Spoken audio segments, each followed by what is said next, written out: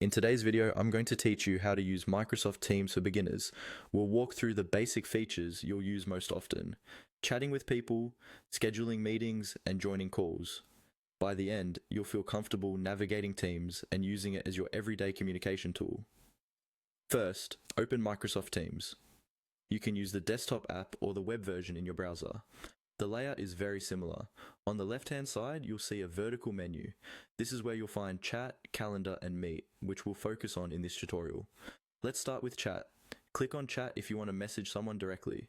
Think of Chat as your main communication hub for quick conversations like you might use text messages or other messaging apps.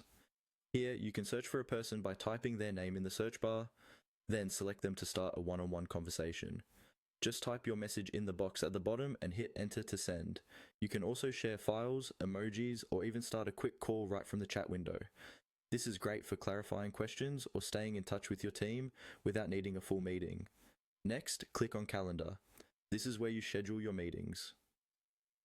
The calendar view shows your day or week, similar to Outlook or other calendar tools.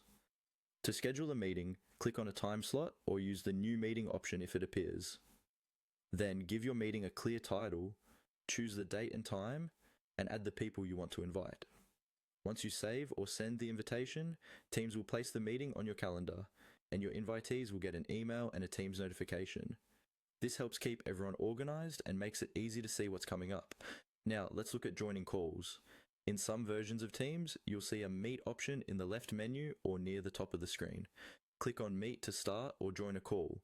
This is useful if you want to quickly start a meeting without scheduling it in advance.